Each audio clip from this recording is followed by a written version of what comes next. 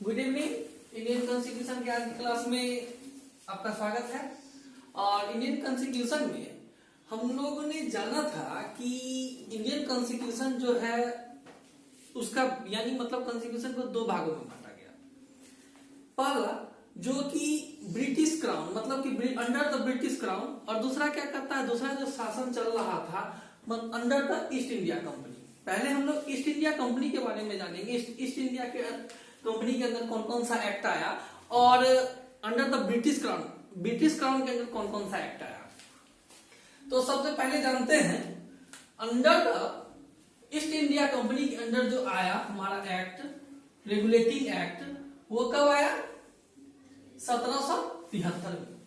ये हमारे यहाँ ये फर्स्ट एक्ट था, पहला एक्ट था हमारे देश में जो था, ये पहला एक्ट था। बट गवर्नर ऑफ बंगाल इसी टाइम 1773 में ही गवर्नर ऑफ बंगाल को हम लोग जानने लगे, गवर्नर जनरल ऑफ बंगाल। तो गवर्नर ऑफ बंगाल और governor general of Bengal, governor of Bengal जो हमारे देश के थे सबसे पहले जो बनाए गए वो थे रॉबर्ट क्लाइव, और गवर्नर जनरल ऑफ बंगाल जो बनाए गए वारेन हेस्टिंग। तो क्वेश्चन यही पूछा जाता है, first governor of Bengal Robert Clive and first governor general of Bengal Warren Hastings. इसी एक्ट में द्वैध शासन का अंत किया गया, मतलब कि द्वैध शासन खत्म हो गया। और ईस्ट इंडिया कंपनी, जो ईस्ट इंडिया कंपनी है उसको जो चलाया जा रहा था, कहां से चलाया जा रहा था? कंट्रोल किया जा रहा था ब्रिटिश पार्लियामेंट। कहां से? तो ब्रिटिश पार्लियामेंट। और इसी समय जब तक घर ना हो वहां पे रह नहीं सकता लोग, तो शासन चलाने के लिए, ब्रिटिश पार्लियामेंट को नियम चलाने के लिए उन लोगों ने एक और खेल खेला। क्या किया? उन्होंने अपना ही कोर्ट, सुप्रीम कोर्ट को कहां स्टेबलाइज किया? कलकत्ता में। कब स्टेबलाइज किया? 1773। जस्ट एक साल में ही इन्होंने अपना खेल शुरू कर दिया 1774 में। इन सभी रेगुलेटिंग एक्ट जैसे ही हम लोग यहाँ खत्म करते हैं, रेगुलेटिंग एक्ट के बाद जस्ट बाद आता है पिट्स इंडिया एक्ट। ये आया कब? 1784 में। इसमें सिर्फ पिट्स इंडिया एक्ट में कोई यानी पिछले एक्ट में कोई बदलाव नहीं किया गया, सिर्फ एक ही बदलाव किया गया, कंपनी के मामले ही देखना है, कंपनी मामला।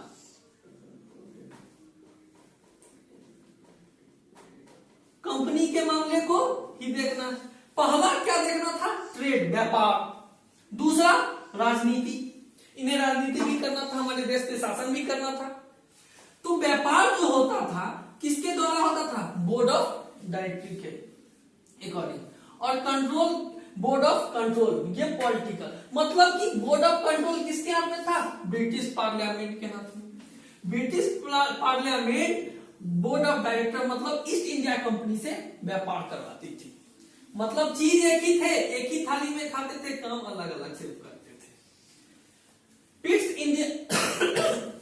पिट्स इंडिया एक्ट के बाद चार्टर एक्ट 1793 में आया।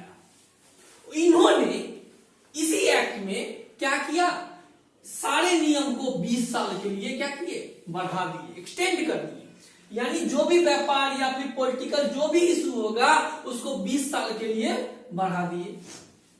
और सबसे बड़ा चीज, हमारे भाषा में घुस गए, हमारे लैंग्वेज में घुस गए, हमारे सभी, उन्होंने अपना ही जितना रूल था, जिसने यानी मतलब जिस रूल को उन्होंने बनाया था वो सभी रूल को हमारी भाषा में बदल के हम पे ही शासन करने लगे। चार्टर एक्ट 1773, फिर 1813 में दूसरी चार्टर एक्ट आई। इसमें क्या हुआ? ट्रेड मोनोपोली का एंड हुआ, लेकिन दो चीजों को छोड़ के, मतलब दो चीजों को छोड़ के। क्या? ट्रेड ऑफ चाइना, दूसरा ट्रेड ऑफ टी, चाय का व्यापार और चाइना का व्यापार।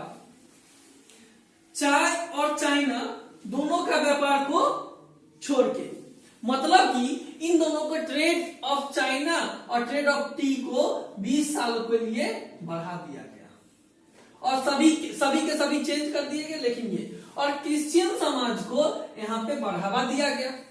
और ऐसा पहली बार हुआ जब इन्होंने एजुकेशन पे फर्स्ट टाइम कोई बजट बनाया।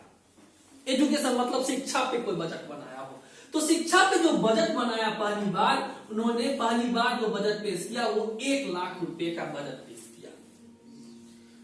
अंग्रेज और हमें शिक्षा दे रहे हैं, कैसी शिक्षा? अंग्रेजी शिक्षा, और वो भी पहली बजट के साथ 1 लाख 1 लाख LAK 1 लाख के साथ बढ़ावा दिया। मतलब कि शिक्षा को यहां से उन्होंने बढ़ावा, पहला बार बजट को पेश किया उन्होंने।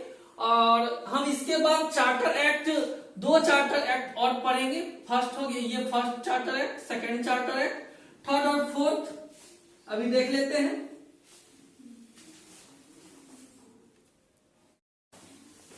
तो अब हम देखते हैं चार्टर एक्ट, यानी मतलब कि तीसरा एक्ट चार्टर का, चार्टर एक्ट 1833। 1813 के बाद 1833 में चार्टर एक्ट आया, जो कि पहले तो हमने देखा कि ट्रेड मोनोपोली को खत्म किया, लेकिन किसको छोड़ के? ट्रेड ऑफ चाइना और दूसरा ट्रेड ऑफ टी को छोड़ के। लेकिन इस चार्टर एक्ट में 1833 में कंप्लीटली खत्म कर दिया गया ट्रेड। अब उसके बाद गवर्नर जनरल ऑफ बंगाल को, गवर्नर जनरल ऑफ बंगाल को क्या कहा जाने लगा? गवर्नर जनरल ऑफ इंडिया, मतलब कि जो बंगाल का था वो अब इंडिया का हो गया, जो बंगाल का था वो अब इंडिया का हो गया। First governor general of India जो बनाया गया, Lord William Bentinck. First governor general Lord William Bentinck, Lord William Bentinck को बनाया गया। गवर्नर जनरल ऑफ इंडिया जो बनाया गया किसको? Lord William Bentinck. लॉर्ड करता है, लॉर्ड तो अच्छा नहीं लगता, हटा दो, क्योंकि इन लोगों को अच्छी बात, इन लोगों के बारे में अच्छी बातें बोलने का मन नहीं करता। और उसके बाद जो हुआ, उन्होंने लॉ कमीशन बनाया। क्या बनाया? लॉ कमीशन, मतलब नियम का कमीशन। लॉ कमीशन जो बनाया 1834 में बनाया। और इसी समय लॉ कमीशन के जो लॉर्ड मैकाले, लॉ कमीशन के जो हेड हुए लॉर्ड मैकाले, लॉर्ड मैकाले हुए। लॉर्ड मैकाले जो थे father of English education, English education in India, मतलब कि भारत में इंग्लिश एजुकेशन के जन्मदाता लॉर्ड मैकाले को कहा जाने लगा। उसी समय लॉर्ड मैकाले जो था क्या किया? खोज किया इंग्लिश, मतलब कि founder of British education, English education in India, मतलब कि इंडिया में इंग्लिश एजुकेशन को बढ़ावा दिया। उसके बाद इसी मतलब चार्टर एक्ट 1833 में ही स्लेव्स कॉस्ट्यूम, दास प्रथा का अंत हुआ। क्या हुआ? दास प्रथा का अंत हुआ, मतलब कि यहां दास प्रथा का अंत कर दिया गया। उन्होंने बहुत अच्छी कामें की और ज्यादा तो भारत को बर्बाद करने में इन लोगों का हाथ रहा। चार्टर एक्ट 1853 को देखते हैं, ये अंतिम चार्टर एक्ट था, लास्ट चार्टर एक्ट था। और इसी समय company now will be appointed through competitive exam, competitive exam में अपॉइंट किया जाने लगा कंपनी के मेंबर को। और इसी समय beginning of Indian civil service ICS का शुरुआत हुआ 1853 में, भारतीय नागरिक सेवा जिसे कहते हैं। अगर देखा जाए beginning of education examination in India, Bharat में कब स्टार्ट किया गया इंडियन सिविल सर्विस को? तो कब स्टार्ट किया गया? 1922 ईस्वी में। वो भी कहां, इलाहाबाद में पहला बार एग्जामिनेशन हेल्ड किया गया था। और Satyendra Nath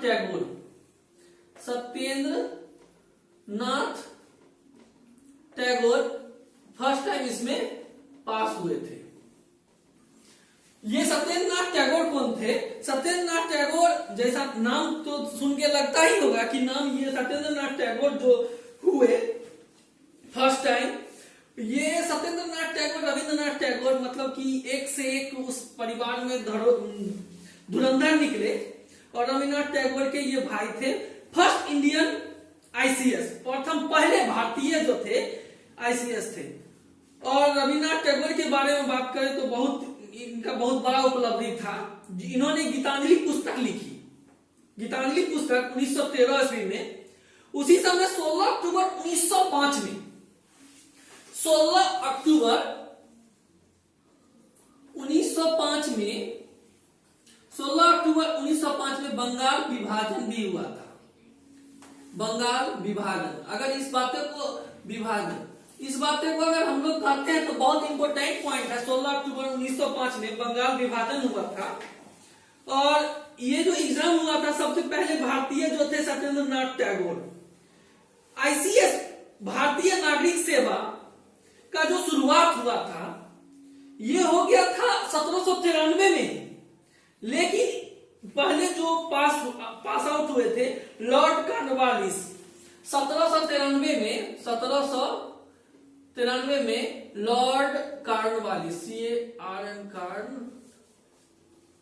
Lord Cornwallis first time without examination, यानी किसी एग्जाम विदाउट एग्जाम के ये पहले आईसीएस में पास हुए थे, यानी सेलेक्टेड हुए थे।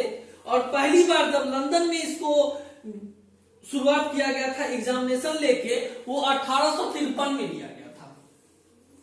1853 पहली बार जब इसका एग्जाम लिया गया था 1853 में लिया गया था इंडियन सिविल सर्विस का। आज के लिए बस इतना ही। Thank you.